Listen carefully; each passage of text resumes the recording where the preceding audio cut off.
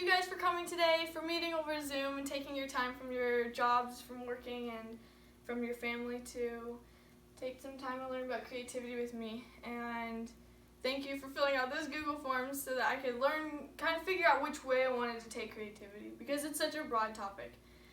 And so as I kind of narrowed in on what I wanted to focus on, I thought about 3 main books that came to mind. And I want to start with a story first. There was this employee, I should say, at Netflix. And he took a big risk that completely failed and fell through. And he went home and his dad was like, "What's going to happen? Are you going to get fired?" He was really worried for his son. And his son was definitely worried. It's kind of tough taking risks and then they don't work out. And so he was worried, but he was able to tell his dad, if I didn't take the risk, I would be more likely to get fired. So Reed Hastings here successfully and confidently teaches to his employees that it is so important to take risks. That if we don't take these risks, then we're going to be less likely to learn and less likely to succeed.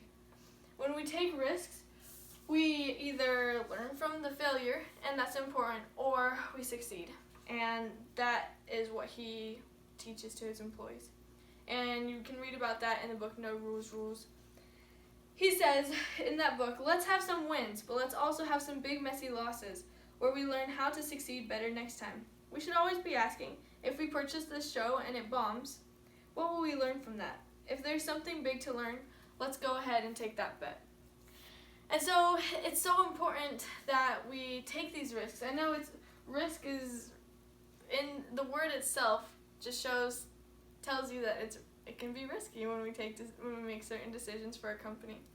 However, most of the time, the failure is going to teach something critical, or it's going to lead to success. And so we can't let fear guide us while we're making these risky decisions. And that's all what Liz Gilbert's book, Big Magic, is about.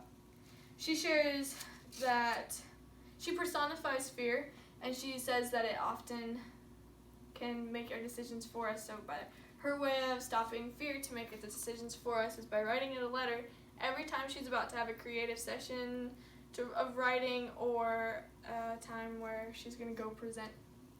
She says to fear, "Creativity and I are about to go on a road trip together. I understand you'll be joining us because you always do. I acknowledge that you believe you have an important job to do in my life, and that you take your job seriously. Apparently your job is to induce complete panic whenever I'm about to do anything interesting, and may I say, you are superb at your job. So by all means, keep doing your job if you feel you must.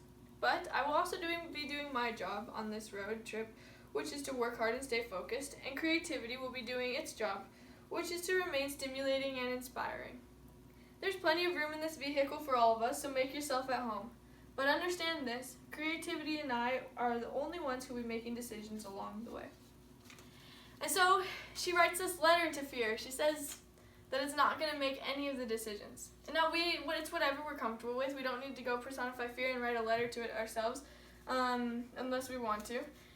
But it is important, her point that she's making, to don't let fear talk you out of anything. That you're not letting it make the decisions. That you can take these risks because you're comfortable with knowing that you could potentially fail but learn something from the failure. And that's more important. So Julian Shapiro, he writes this blog and he talks about creative faucets that we often have to let all of the sewage water drain out. He explains it by saying, visualize your creativity as a backed up pipe of water. The first mile of piping is backed up with wastewater. This wastewater must be emptied before the clear water arrives.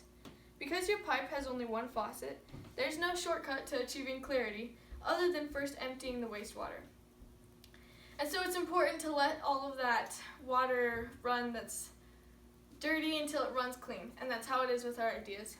He says once you've generated enough bad output, your brain starts to reflexively identify which elements cause the badness. Then it begins to avoid them. You start pattern matching novel ideas with greater intuition. So he says that's how the process works, when we're getting rid of all of our bad ideas. For my visual media class, we made these word webs. We put one word in the middle, and then we wrote all of our ideas off of that.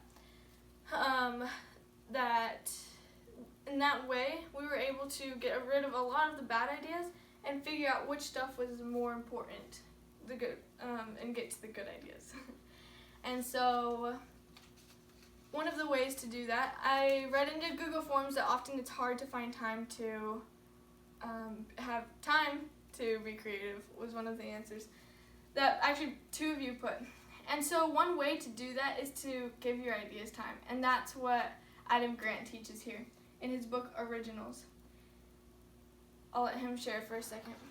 But this served me well in college because I finished my senior thesis 4 months before the deadline. And I was proud of that.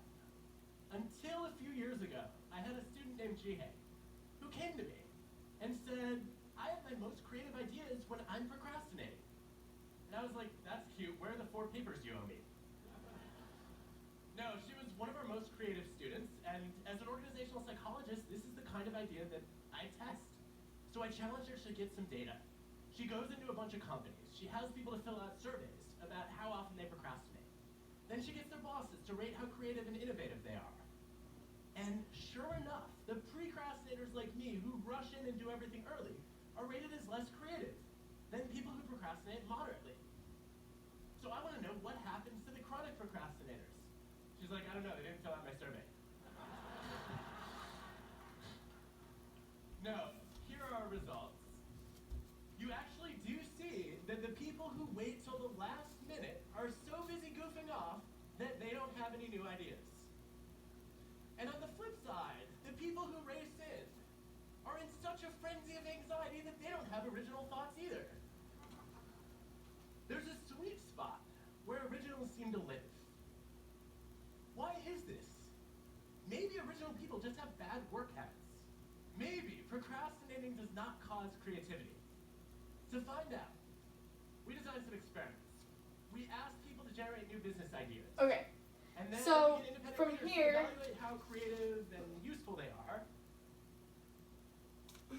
So from here, he goes to explain how they had an experiment where they had some people do Minecraft right before an activity. They start the activity, then they do Minecraft, and then they finish the activity. And other people do Minecraft all the way until the activity is almost due, and then other people don't do any Minecraft at all, and they start their activity right away. The people that were the most creative in their activities were the people that did Minecraft in the middle, where they took some time to procrastinate, but they didn't wait all the way until the end to even start it. And so that's how it is with us. So the good thing, because we don't always have so much time to be creative, is to take time away from the project, to go take time with your families as you need to do, and to be working on other things, and then come back to it. And that's where originals live. That's Adam Grant's entire point. And so in order to be creative, we need to take risks, and we need to not let that fear guide us. And as we're doing this, then we can get rid of all of those sewage thoughts, and then give the idea some time, and we'll come up with more ideas. So take some time to write down how you want to apply this to the company. And then I want to end with this quote by Claudine Bigelow from a BYU speech about creativity. She says, "If you don't feel you have an ounce of creativity, then go to the Lord and petition Him. Creativity is your birthright. He will help you meet the full measure of your creation because it is everything He made you for." And so it's in our divinity as children of God to be creative. And so I just want to leave you with that thought. So thank you for listening.